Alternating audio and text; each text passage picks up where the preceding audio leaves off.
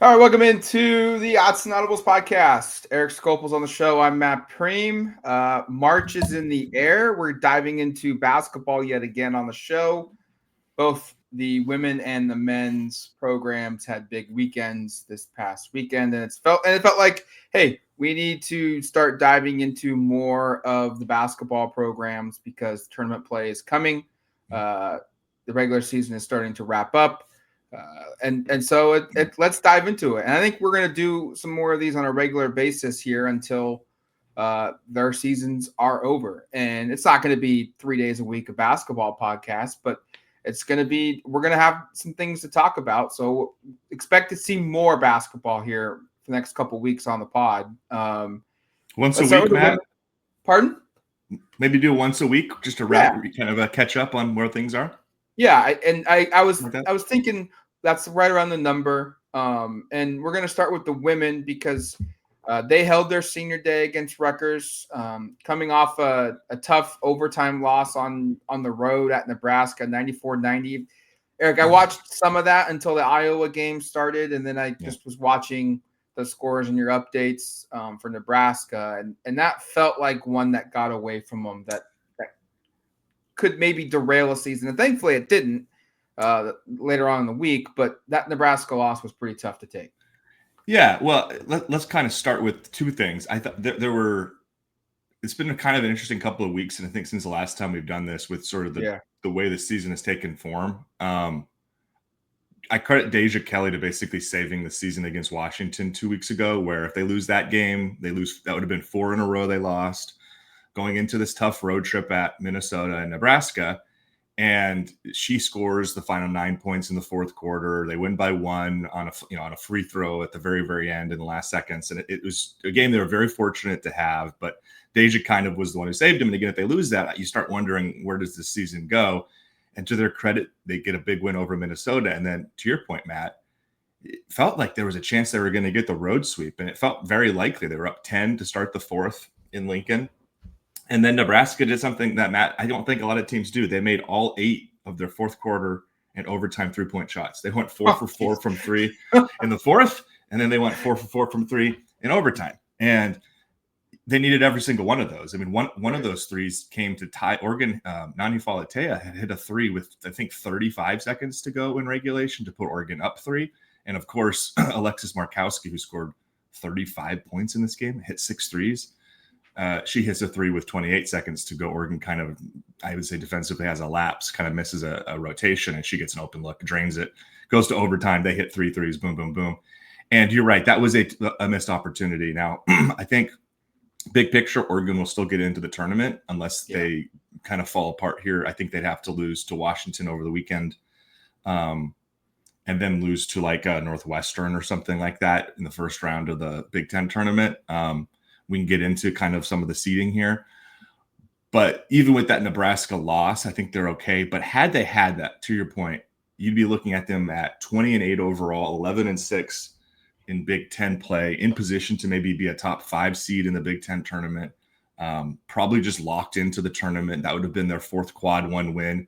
And so to lose that one, and again, one where you were in control the whole way, that one certainly hurt.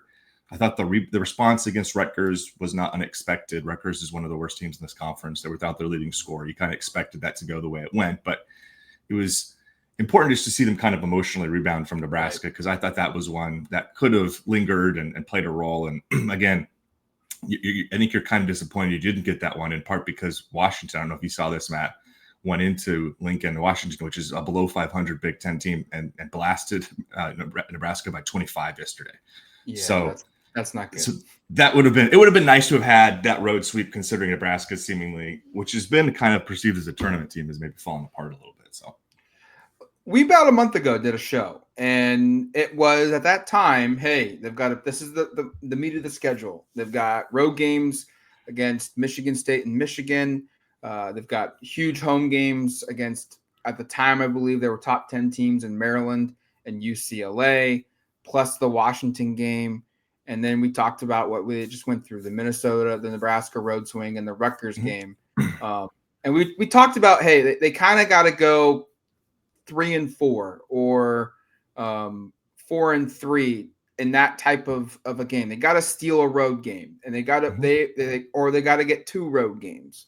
And they did that, and they won at number 16 Michigan State 63-59. I remember watching that game, and that was a game where they kind of controlled the pace the whole game. They got blasted the next week or the next game at Michigan. That was a pretty jarring outcome.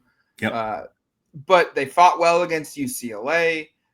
Maryland, they weren't really competitive against, but they did what what we were kind of like, hey, if you do these things, you're probably in the tournament.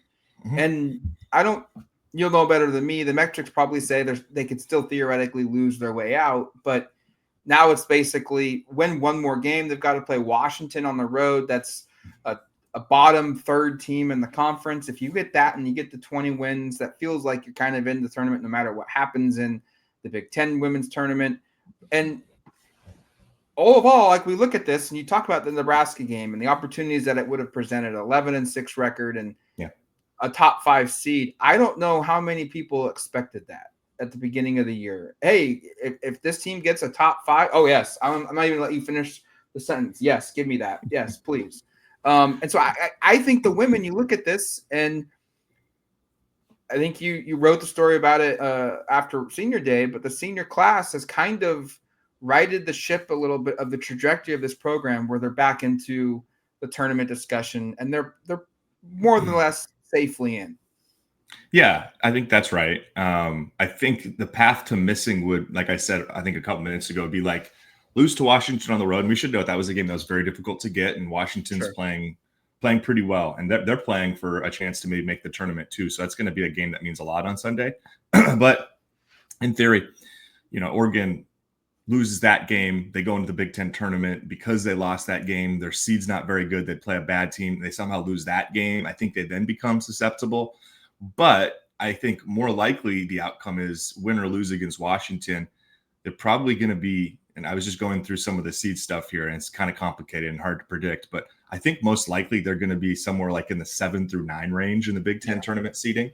And if that's the case, that means you'd most likely be playing an Iowa, Indiana, somebody like that in the first round, somebody who's also has a similar resume, to which a loss probably doesn't doom you the way a loss to, again, one of those bottom feeders would. So that's sort of where my head is at kind of going into this, is like they have 2 games left.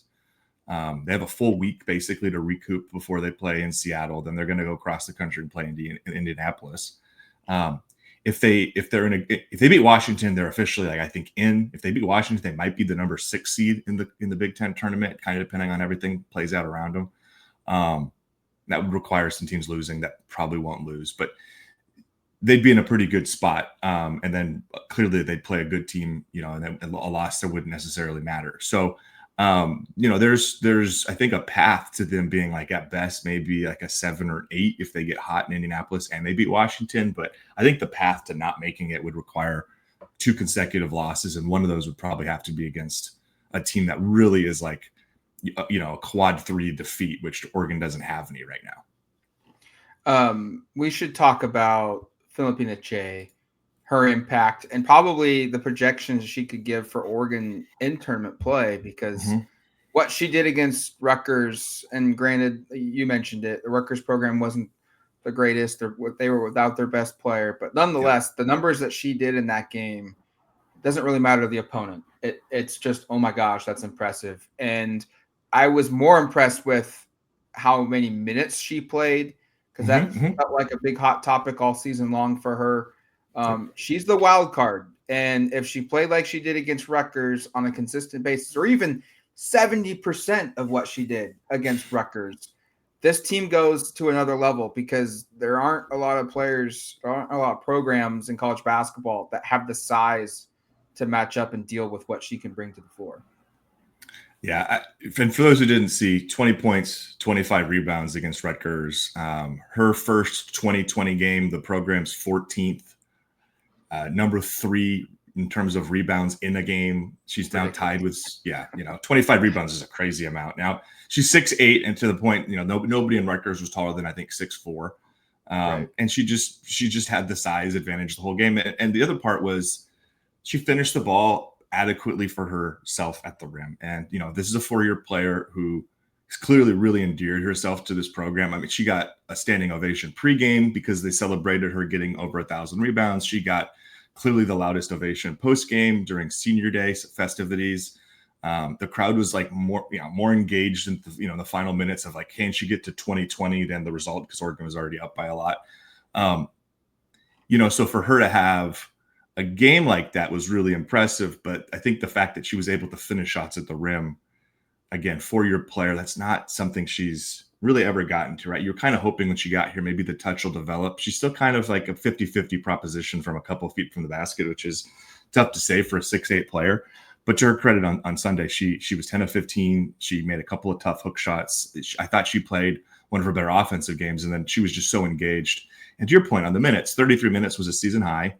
Yep. It was close to what she averaged last year, when she averaged about 12 points and 13 rebounds per game, was one of the national rebound leaders.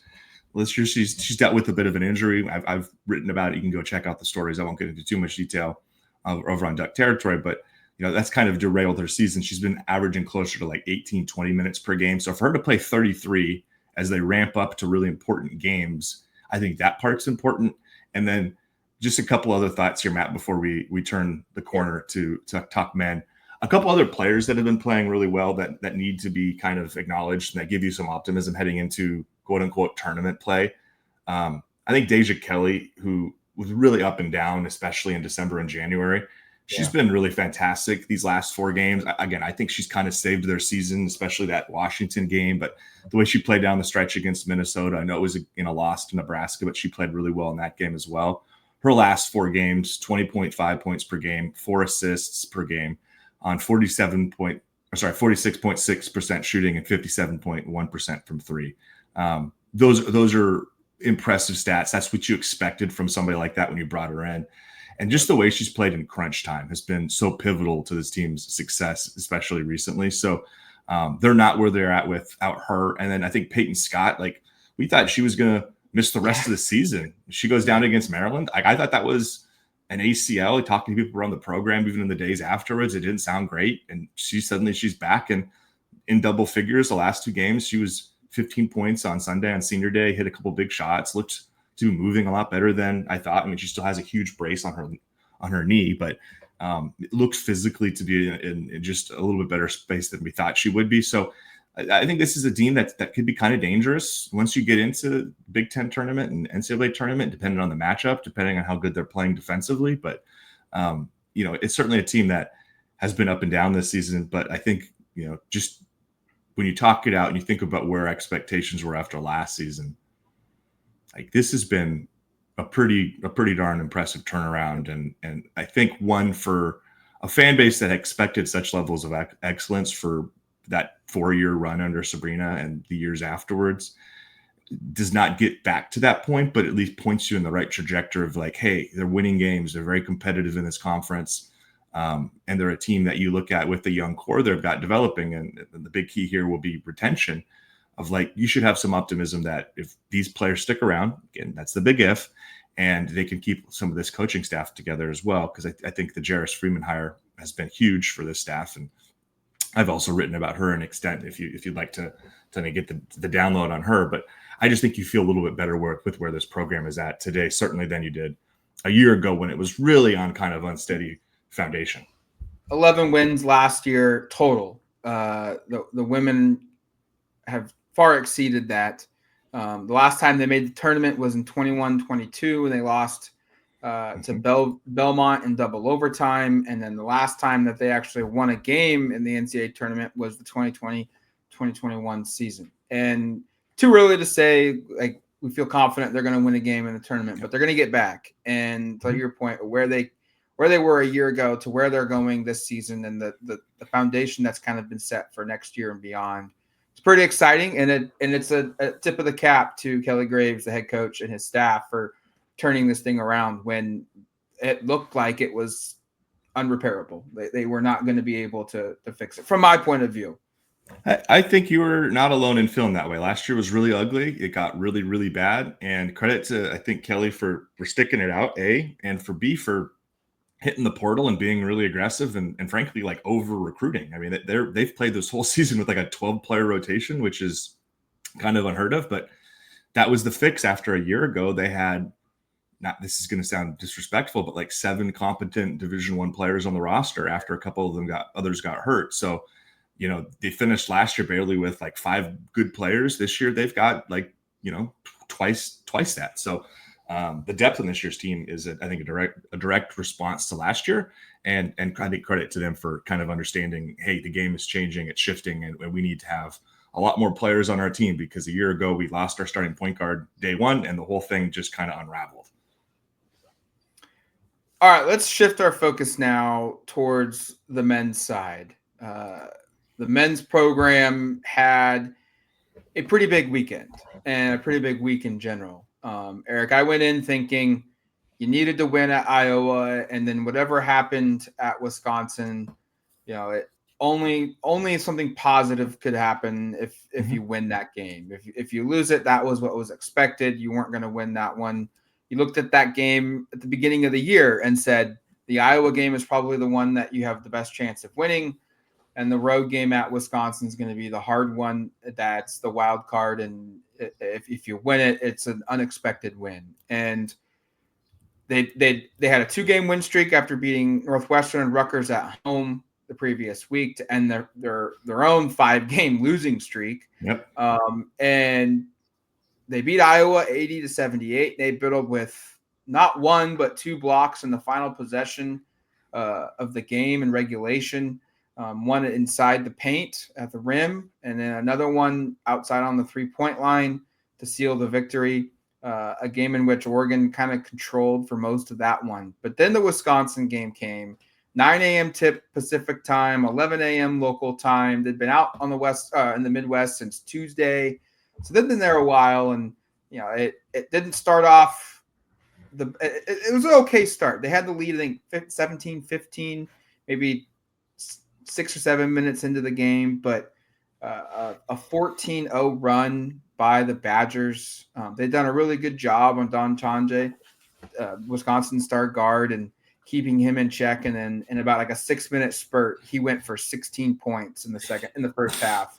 Right. Yep. Multiple threes. It wasn't good. Oregon was trailing by 12 at halftime. And with 10 minutes to go, they were still down double figures. And yet somehow they fought their way through. The defense, as Dana Altman put it, got Wisconsin finally out of rhythm. The Badgers shot 3 of 11 from the field in the final 10 minutes. They had, I think, 11 turnovers for 17 points off turnovers for Oregon in that second half.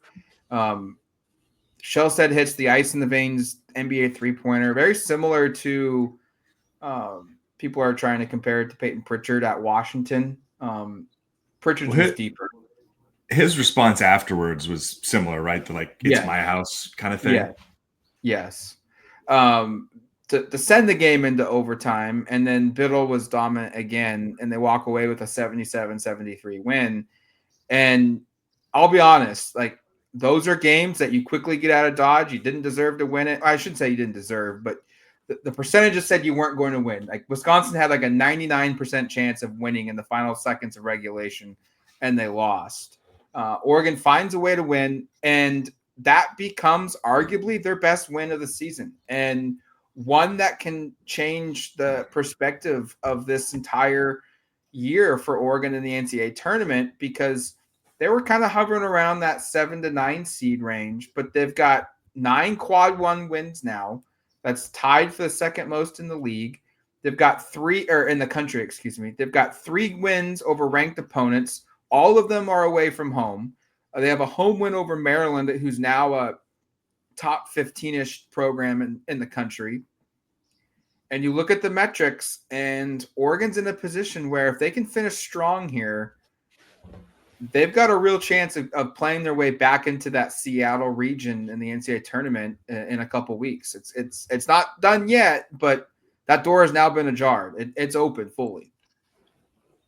This is like one of the weirder resumes, yes, right, Matt, that I've seen from like not just an Oregon team, but in general. Because I'm looking at this going, 9 quad one wins. Only I pulled up the net rankings here for those interested. Sure. Go check those out. Those are worth looking at. That's kind of what we're using. But Oregon has 9 quad one wins. Only 3 other teams have as many or more. Auburn has 14, which is mind-boggling. Yeah, it's crazy. But then Tennessee and Alabama, a team Oregon has beaten, also have 9 quad one wins. But Oregon is 32 in the net, and the other teams are all top 6 in the net. So it's just a weird resume because you're going like they've got the top tier wins of a top 6 team, like a team that's competing for a 1 or a 2 seed. But the net ranking in general suggests they're going to be more in the range you're talking about, Matt, like a 7 or an 8 seed. Yeah. Very strange. Just looking at that, and you're right. Like, where does the Wisconsin win now stack up? I think you could probably argue the Alabama win is maybe still like better, Matt. I think that's maybe fair. But in terms of the way the season was going, and kind of like the discourse around the program, like I thought Sunday was the most significant victory of the season, just from like settling kind of the fan base's nerves because, okay, they lose 5 straight and then they win 3 games over Northwestern, Rutgers, and Iowa. And Matt, you know the Big Ten landscape better than I do, but those are bad teams in the Big Ten, you know? And so those wins were none of those wins were like real, like, oh, they turned a corner. Beating Wisconsin at Wisconsin, the top 10 team, a team again in the net, which is perceived as one of the better wins, you know, in the country this year. There's a top 13 team in the net. You get them on the road at their place. Like that's a huge win. And I'm curious, Matt, the schedule from here, like it's possible Oregon finishes Big Ten play with 7 straight wins. I'm just kind of looking at it. USC and Indiana at home. And then at Washington, in a couple of weeks to finish. Like they go 7-0 to finish that. Like, where does that put them in this tournament? I mean, you think about where like the seeds have ranged over the course of the season like they're a 2 seed at one point. Now they're like in the 8-9 range for a minute. Now it's like, could they get back? I don't know if to the 2 range is probably unlikely, but to your point about maybe being in Seattle, like, yeah, they could they be like a 4 to a 6 seed at some point here? I think it's not impossible based upon how this has gone, as weird as that sounds. Well, to look at the latest projections from Jerry Palm, he just updated it today. Oregon is now a 6 seed in the Midwest bracket. They went from being an 8, I think, in his last projections to now being a 6 because of their 2 wins this past weekend on the road. I think you look at the net rankings, you look at the quad 1 record, the like you mentioned it, their 3 best games that they've played in the net this season: Alabama, Maryland, at Wisconsin. Oregon has wins over all of them. And then you look at their top 25, and it's real quick math: 1, 2, 3, 4, 5, 6. It's 9 games against top 25 teams, and they went 4-5 in that stretch. That's going to be why, if Oregon does what you're asking, if they beat USC this Saturday, they beat an Indiana team on Senior Day on Tuesday of next week, and then they go north to Washington on a Sunday, March 9th, and beat the Huskies to finish the regular season on a 7-game win streak. That would give them what's their record right now is 20-8. That would give them a 23-win season, a winning record in the Big Ten Conference, which is the second best conference in the country. You do that, and I truly think Oregon's probably in a position where they're a 4 or a 5 seed going into the Big Ten tournament, and they're probably out. They're not mathematically out, but it's going to be you need a ton of help to get a double bye. It's not going to happen, I don't think. You shouldn't count on it. So they're going to play 4 games if they win the whole thing. But to your point, Eric, that their ceiling, like you went out in the regular season, and there's things that we know about this Oregon basketball program under Dana Altman. In February, they get better. In March, in the conference tournament, they're always the wild card to win it. And if they get hot and they win 2 or 3 games in the Big Ten tournament, and knowing that how deep the league is, those are going to be quad 1 games as well. Oregon could play their way into a 3 seed, which a week ago felt incredibly far-fetched. I think this is why they joined the league, though. Like, this is why they wanted to be in the Big Ten. The league depth is better. I don't think they're going to get a 3 seed. I think they're probably going to be more in that 5 to 6 range. But this is a team that, because of the success they had in November and December, and now turning things around in February, they are still in a position to get a high seed. Let's talk about the turnaround here. We were just kind of outlaying for the women a moment ago. Like I think Deja was critical, and I think Peyton Scott's return's been critical. I didn't mention Eliza Bevius, but she was been great and just kind of getting them the ship righted and getting some wins. Right. I know Shellstad's shot against Wisconsin will really stand out. Send it to overtime. To me, you probably don't beat Iowa if Biddle doesn't block a couple of shots. Like those two feel like the easy ones to point to, but there have been some like supplementary pieces, Matt. Like I look at KJ Evans the last couple of games. I think he's played at a really high level. He's outperformed Brandon Angel by far. Yeah. And like I think you have to open up the conversation about like the minutes there and how those are going to be played out. And then I wanted to throw out TJ Bomba's defense and just kind of his playmaking and some of the intangible stuff that we saw at past schools not being there all the time in Oregon this year. I think he's played his best batch of games, maybe the last 4 or 5 as well. Yeah, you're right. Let's start with Kwame Evans. The sophomore has started to play kind of like what we expected at the beginning of the year. He was a guy that was viewed as an NBA draft pick going into the year, and he had that 23-point performance in the first game of the season, and then didn't score 23 points until like early December after that. It was crazy. It was crazy. He had a stretch in late December and mid-January where he strung together 5 out of 6 games in double figures, and he wasn't rebounding it. I wouldn't say bad, but he also wasn't like at a high level either. And then he went through another stretch where I want to say it was like 6 games where he scored less than 10 points. And he had 7 minutes played, 0 points, 2 fouls in a close loss at Michigan. He kind of figured things out in the blowout loss.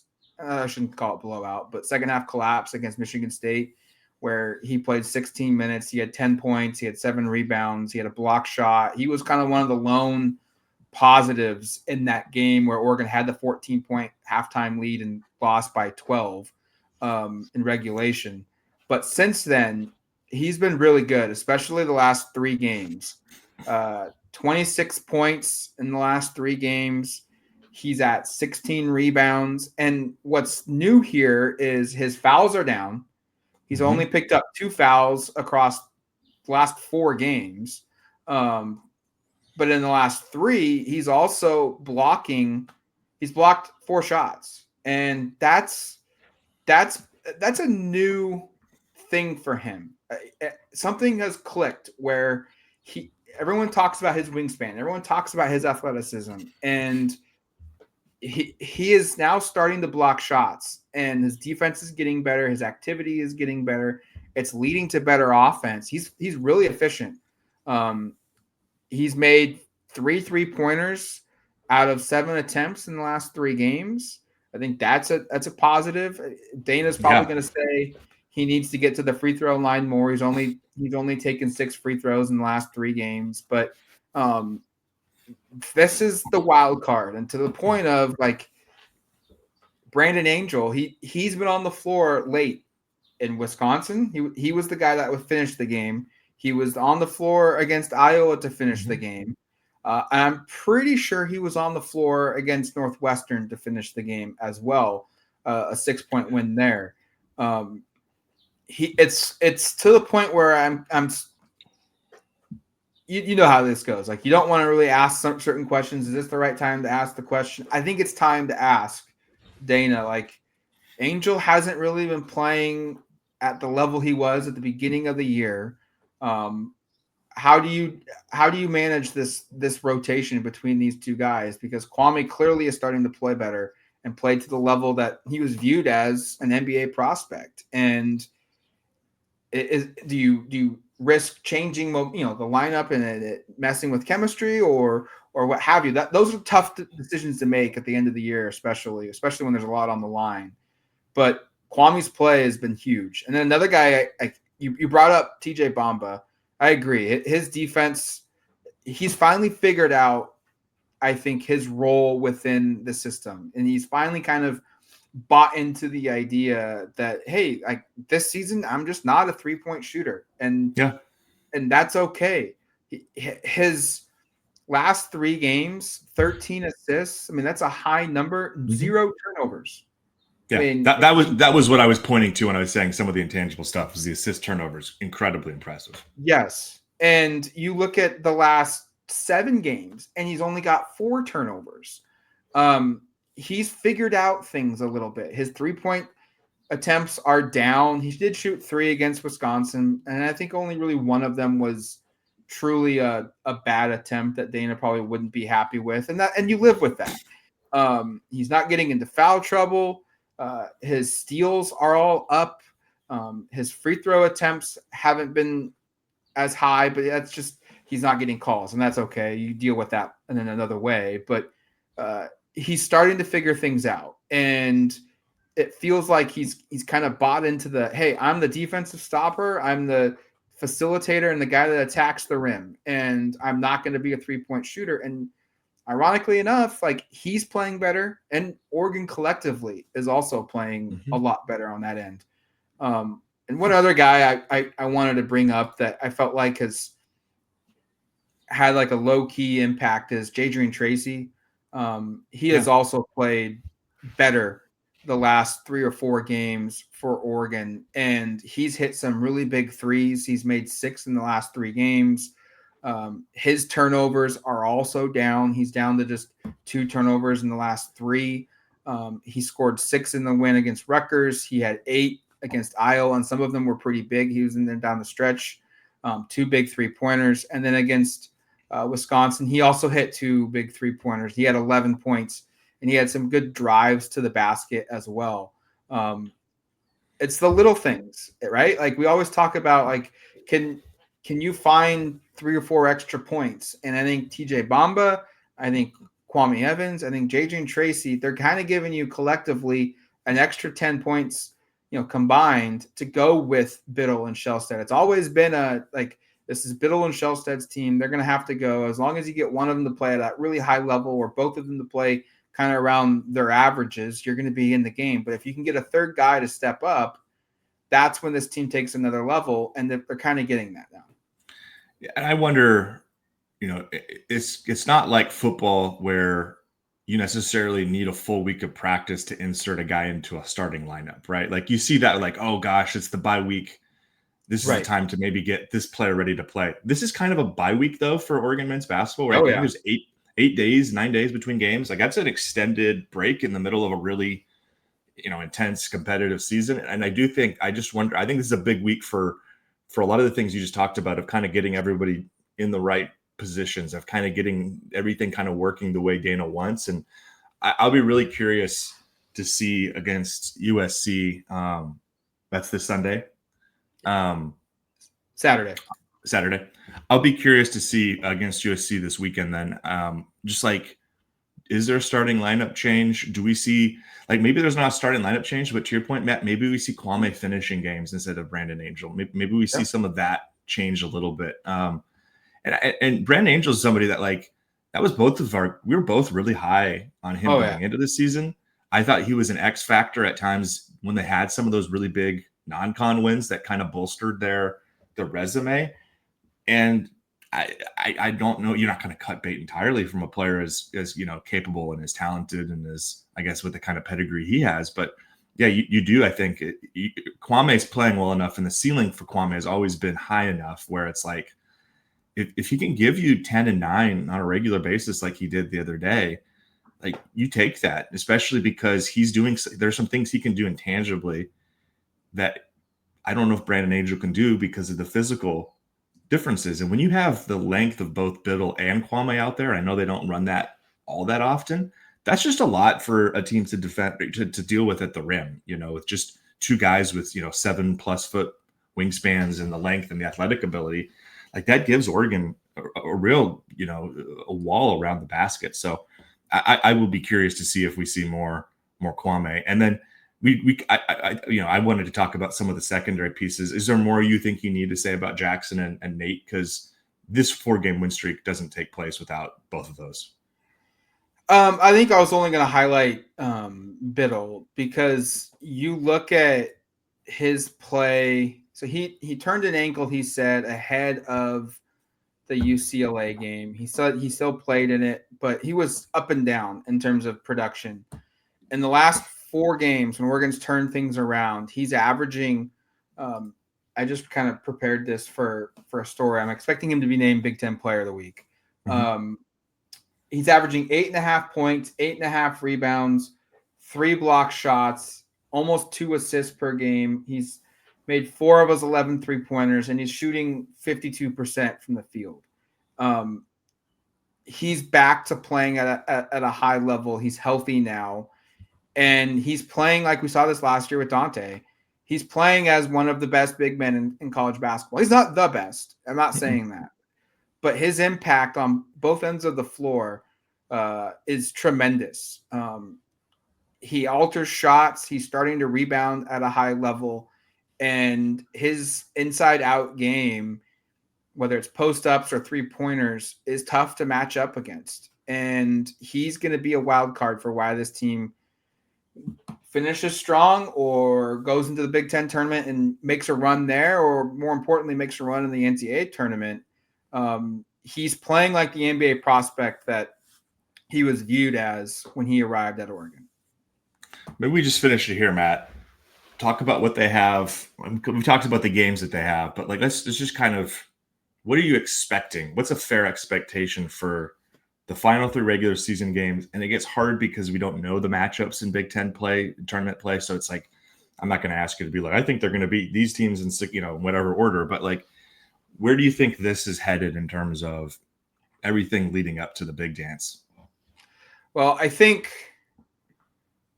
Oregon's schedule is tougher than maybe people look at, because you look at the standings and they aren't playing anybody in the top half of the conference. Mm-hmm. No one has a winning record in league play. Indiana is 7-9. They're 16-11 overall. USC is 6-10. They're 14-13 overall. And then Washington's the worst at 4-12 in the conference, and they have a losing record of 13-14. But USC is a team that they've played a lot of people tough. Almost every single night out. They don't really get blown out, but they also struggle to win games. They've got a lot of newcomers. I think like 10 of their 12 scholarship players were newcomers this season. So they're just starting to figure out how to play basketball as a group together. And they're athletic. Oregon won that game by 8 on the road earlier in the year, but that was when they were still kind of figuring things out together. Where that's going to be tougher than anticipated. And then you look at Indiana, and yesterday they came back from down 12 at halftime to win by, I think, 13 or 14 points against a top 15 team in Purdue. They still have a ton of talent on their roster. That's going to be a dogfight, and they've got big men inside. They've got athletes on the wings. That's going to be a tough game for Oregon to win at home on senior night. And it's one that they should win. All of these games are games that they should win, but I'm not going to be surprised if they drop one with Washington on the road to end the year. They should win all 3, but it would not surprise me if they lose one, just because of what we've seen from Oregon previously, the teams that they're playing. They're better than anticipated. This league's deeper than normal. But I think it's fair to say they should go 3-0. I think they win one game in the Big Ten tournament at minimum. That puts you in a position now where you're 24-8, 24-9 if you lose the second game. And I think this is a team that's probably pack your bags, get ready to go, get a go bag for Seattle, because it's highly possible, knowing their early success, knowing their NCAA net rankings and the resume that they've got. I really think it's highly possible now that this team is playing in Seattle as a 5 or a 4 seed in the NCAA tournament. And I think worst case scenario is they're probably a 7 or an 8 seed in the Midwest or East region for the tournament. And that would stink because you kind of get a 1 seed matchup if you win it in the second round and whatnot. But I think this team has shown that they can hang with pretty much the nation's best teams in college basketball: Alabama, Wisconsin, Maryland. But they also are susceptible of a bad loss, and that's just going to be dependent upon how the health and the consistency of this team. But it's looking like a very positive end to the regular season going into tournament play.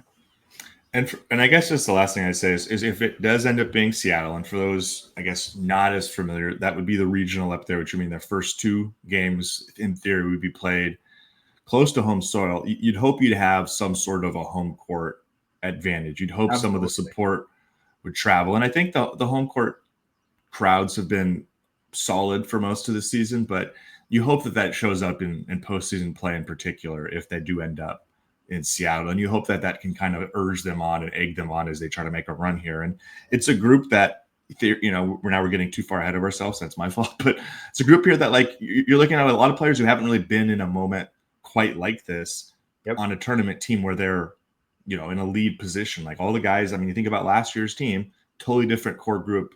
All the shots that went up in the, the NCAA tournament games, I feel like that was all Jermaine and Infale. They're no longer here. Even the players they brought in, a lot of them were, in some cases, were motivated to come here because they hadn't had opportunities quite like this. So that would be very interesting to see just what this group looks like in a tournament setting. But to the point we've made already, like they're already proven against the elite teams. Like that's one thing we can say is they've proven they can compete and beat these teams on a regular basis. It's just now a matter of consistency. Yep. And we'll see if it plays out. The next three games to close out the regular season. Like you said, they get 6 days to prepare for the USC game. They took yesterday and today off. No team activities. Guys will be in the gym getting rehab, doing their own stuff, but they get 2 days of rest from the staff. And then they start practice again tomorrow, Tuesday, and they'll get 4 days to prepare for USC. And we'll see how much time and how much impact that has. I think it's a pretty big thing. I think history shows Dana Altman, you give him extra time to prepare, and his teams usually show up and show improvement, and kind of the points of emphasis get hammered home, and we'll see what that point of emphasis will be after this 4-day break to prepare for USC. We'll have coverage of both teams on duckterritory.com. Until the next podcast, you've been listening to the Autzen Audibles podcast. Talk to you later, folks.